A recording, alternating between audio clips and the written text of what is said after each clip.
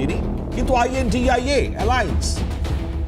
শুধু এখানেই শেষ নয়, আরো মন্তব্য আছে, আমরা ধীরে ধীরে আসবো আলোচনায়। আগে এটা দিয়ে শুরু করি, কারণ মানসিক স্থিতি, মানুষের যখন মানসিক স্থিতি হারিয়ে যায়, মানুষ যখন নিজের গদি আঁকড়ে ধরতে চায়, মানুষ যখন দেখে যে আমি হেরে গেছি, তারপরেও আমার গদি, আমি সেখানেই বসে থাকবো, এই যে একটা পরিসরের মধ্যে মানুষের ভাবনা চিন্তাটা থাকে, এটা কোন স্থিতি? এই স্থিতিটাকে চিকিৎসকরা কি বলছেন? মানসিক স্থিতি মমতা বন্দ্যোপাধ্যায়ের কি? আমরা কথা বলেছিলাম চিকিৎসক রঞ্জন ভট্টাচার্য, তার সঙ্গে আমরা কথা বলি, তিনি তার প্রতিক্রিয়াটা ব্যক্ত করেছেন। শুনুন, চিকিৎসক বলছেন। ৭০ বছরের মাননীয় মুখ্যমন্ত্রী শারীরিকভাবে লড়ে যাচ্ছেন, কিন্তু অবশ্যই মানসিকভাবে তিনি যথেষ্ট সক্ষমতা দেখালেও বেশ কিছু ক্ষেত্রে আমরা দেখেছি তার ওয়ার্ড ফাইন্ডিং ডিফিকাল্টি হয়, তিনি ভুলে যান, এবং তার জন্য আমাদের ব্রেনে যে মিডিয়াল টেম্পোরাল লোব থাকে, সেই জায়গাতে যে স্মৃতিশক্তি ধারণ করা হয়, সেটাই হয়তো কোথাও একটা জায়গায় মনে হচ্ছে তিনি হারিয়ে ফেলছেন। সাইলেন্ট রেজিগনেশন, কোয়াইট কুইটিং, এই টার্মগুলো আমরা শুনেছি, যেখানে পরাজয়ের পর অব্যবহিত পরেই কিন্তু ইস্তফা দেওয়া হয়। বিবেকের তাড়নায় যখন এই মানুষ কাজটি করে, তার মধ্যে একটা মার্টিন সেলিজম্যানের লার্নেড হেল্পলেসনেস তত্ত্ব আসে, যে আমি পরাজয় স্বীকার করলাম। কিন্তু নার্সিসিজম যখন চলে আসে, যে গ্রিক গড নার্সিসাস তার নিজের জলে প্রতিবিম্ব দেখে মনে করেছিলেন ঈর্ষাকারপ্রতার পরায়ণ হয়ে, যে এটা মনে হয় আমার চেয়েও কেউ বেশি সুন্দর, এবং সেক্ষেত্রে একটা প্রচণ্ড নার্সিসিস্টিক ইগো এই 50-52 বছরের কেরিয়ারে, রাজনৈতিক জীবনে তার দেখা গেছে তিনি কখনো পরাজয় স্বীকার করেননি, বা পরাজয় স্বীকার করলে সেটাকে, তার ন্যারেটিভটাকে 180 ডিগ্রি ঘুরিয়ে দিতে সক্ষম হয়েছেন। তো এটা বোঝালাম আপনাদেরকে মানসিক স্থিতি কোন জায়গায় রয়েছে, কেন তিনি বলছেন, যাই বলুন না কেন। হ্যাঁ, জানি আমরা 7 তারিখ অবধি মেয়াদ আছে, তাই জন্য কি এমন করছেন জানি না, আমরা প্রশ্ন তুলছি আমরা, এবং এটাও প্রশ্নের জায়গা যে এমন কিসের মায়ায় এখনো গদি আঁকড়ে বসে রয়েছেন মমতা বন্দ্যোপাধ্যায়? কোন মায়ায়? সেই কি নবান্নের 14 তলায় ফাইল রাখা আছে সেই মায়ায়, যে সেগুলো গুছিয়ে আনতে পারেননি, গুছিয়ে আনবো কখন সেই মায়ায়? চাকরি চুরি থেকে, দুর্নীতি থেকে শুরু করে লাগাতার যে সমস্ত দুর্নীতির যে ফাইল, সেগুলো এখনো হাতের মুঠোয় আসেনি, সেই মায়াটা একটু জানবো আমরা অবশ্যই। যারা আজকের প্যানেলিস্ট, এই মায়া নিয়ে একটুখানি আলোচনায় আসবো। যারা রয়েছেন আজকে উপস্থিত আমাদের সঙ্গে প্যানেলে, এই অনুষ্ঠানে পরিচয় করায় আমাদের সঙ্গে রয়েছেন রাজদীপ পাল, বিজেপি মুখপাত্র। রাজদীপকে স্বাগত। আমাদের সঙ্গে রয়েছেন সুদীপ্তা রায়চৌধুরী, কংগ্রেস মুখপাত্র। দিদি স্বাগত আপনাকে। অনিন্দ সিংহ রায়, তৃণমূল সমর্থক। অনিন্দদাকে স্বাগত স্পেশালি। অনিন্দদা, অনেক দিন পর আপনার সঙ্গে কথা হচ্ছে, কিন্তু আমি একটু মায়া জানতে চাই। মমতা বন্দ্যোপাধ্যায় গদি আঁকড়ে বসে আছেন যে মায়া, এই মায়াটা কিসের মায়া? দেখো মনোময়, প্রথমে তোমার সবটা বলার আগে আমি একটা প্রশ্ন তোমায় করতে চাই। তুমি একটু তোমাদের চ্যানেলের মাধ্যমে ডাক্তার রঞ্জন ভট্টাচার্যকে জিজ্ঞাসা করো যে 36 ডিগ্রি বা 37 ডিগ্রি টেম্পারেচারে কোনো লোক যদি শাল গায়ে দিয়ে নৌকা বিহারে ফটো তোলে, সেটা কিসের লক্ষ্য? এটা একটু জেনে নেবো। আচ্ছা, দ্বিতীয় কথা হচ্ছে, এবার আসি, এই ইলেকশনটা ছিল ইলেকশন কমিশনার ভার্সেস টিএমসির লড়াই। এর মধ্যে বিজেপি কোথাও ছিল না।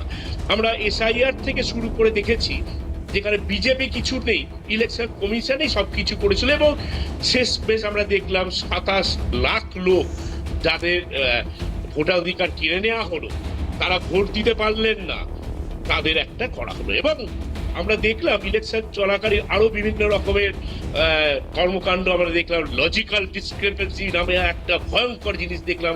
ওটা খায়। অনিন্দদা, এতদিন যখন বিরোধিতা বলতেন চুরি হয়েছে, চুরি হয়েছে, চুরি হয়েছে, চুরি করেছেন মমতা, তখন কেন বিশ্বাস করেননি? আজকে চুরি হয়েছে বিশ্বাস করবেন কেন? জনতার তো রায় এটা। দেখুন, জনতার রায় হলে তো সঙ্গে সঙ্গে মাথা পেতে নিতাম মনে হয়। এটা জনতার রায় হলে মাথা পেতে নিতাম। আজকের কথা বলি, আজকে আমি অনিন্দদা একটা কথা বলি, মমতা বন্দ্যোপাধ্যায় বলেছেন তাকে মারা হয়েছে, তার গায়ে নাকি হাত পড়েছে, এরকম কোনো কিছুর অভিযোগ তিনি আবার কোথাও গিয়ে করতে পারেননি, কিন্তু তিনি বলছেন প্রেস কনফারেন্স করে যে হয়েছে। আমি এটা কেন বলতে পারছি, কারণ আজকে সিইও মনোজ আগরওয়াল স্পষ্ট করে দিয়েছেন। হ্যাঁ, আপনাদের ডেফিনেটলি জায়গা রয়েছে, আপনারা বারে বারে বলছেন যে ইলেকশন কমিশন নাকি ভিলেন। কি করে ভিলেন হলেন জানি না। একটা মৃত্যু হয়নি, একটা মৃত্যু হয়নি। এর আগে যতগুলো মৃত্যু হয়েছে আপনারা কি করে বলতে পারেন ভিলেন? প্রথমত কথা হচ্ছে ইলেকশন কমিশনার যে কথাটা বললেন তার কথা হয়তো আপনি বিশ্বাস করলেও পশ্চিমবঙ্গ তথা ভারতের লোক বিশ্বাস করছে না।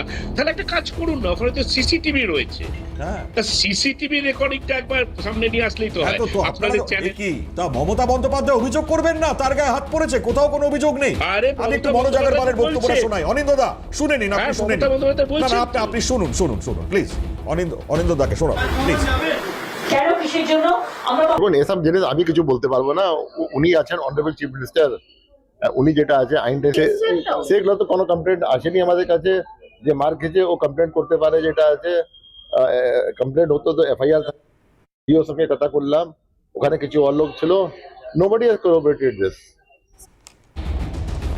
অনিন্দদা স্পষ্ট শুনতে পেয়েছেন? স্পষ্ট শুনতে পেয়েছি কিন্তু স্পষ্ট দেখতে পাইনি। আমার বক্তব্য হচ্ছে এর আগেও যখন অভিষেক বন্দ্যোপাধ্যায় মমতা বন্দ্যোপাধ্যায় যখন ইলেকশন কমিশনের কাছে গেছিলেন, সেখানে যখন তাদেরকে দুর্ব্যবহার করা হয়েছিল, তার সিসিটিভি ফুটেজও আমরা চেয়েছিলাম। আজকেও তো আমি চাইছি। তাহলে এতদিন ধরে আপনারা ক্ষমতায় ছিলেন, মানুষের ম্যান্ডেট ছিল না, আমরা স্পষ্ট দেখতে পাইনি, বিশ্বাস করবেন আপনি? আমরা বিশ্বাস করব না, তৃণমূল এতদিন ক্ষমতায় ছিল মানুষের ম্যান্ডেট ছাড়া, চুরি করে ক্ষমতায় ছিল তৃণমূল, বিশ্বাস করবেন আপনি? আমি বলি আপনাকে, আমরা মানুষের যদি আমাদের সরিয়ে দিত আমাদের কোনো অসুবিধা ছিল না। আচ্ছা আপনি একটা কথা বলুন তো মনে হয়, এই যে 27 লক্ষ লোক যে ভোট দিতে পারেনি, আপনার কি একবারও মনে হয়েছে যে এই তো সত্যি তো এই 27 লক্ষ লোক তারা রোহিঙ্গাও নয়, তাদের 2002 তো ভোট দিয়েছিল, তাদের ভোটাধিকার কেড়ে নেওয়া আপনার এই হলো। প্রশ্ন মাথায় এটা আসে কোন না দাদা? গণতন্ত্র? যারা ভূত হয়ে মাটিতে নামতো, যারা ভোট দিত, সেই মানুষগুলো এবার ভোট দিতে পারেনি, আর তার একদম, ফলাফলটা এই কোন জায়গায় বোঝা একদম, যাচ্ছে? আমি বলছি এই একদম যারা ভূত হয়ে নামতো, আমি বলিনি, একদম যারা ভূত হয়ে নামতো তাদের প্রথমেই নামটা কেটে দেওয়া হয়েছিল।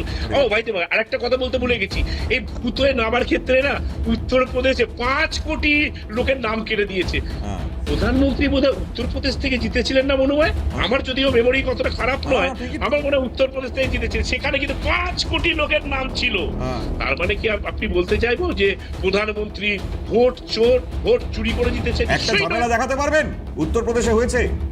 কি বাংলায় কেন হচ্ছে? উত্তরপ্রদেশে 5 কোটি লোকের নাম কাটেনি? আমি বলছি উত্তরপ্রদেশে ঝামেলা হয়েছে, বাংলায় কেন হলো? হ্যাঁ বাংলায় দেখছি তো ঝামেলা হচ্ছে। এই কি কেন? আরে ভালো বলতে পারবেন, চলুন অনিন্দদা আপনার কথা রিপ্লাই টু রাজদীপের থেকে নিই। আচ্ছা বলে নিন। আপনি ভাঙছে, কাল হ্যাঁ। রাত্রিতে তাণ্ডব শুরু হয়েছে, সত্যি তো তাণ্ডব শুরু হয়েছে, দেখুন। আচ্ছা তো রাজদীপ কি বলবেন? আমি একটা কবিতা দিয়ে আজকে শুরু করব।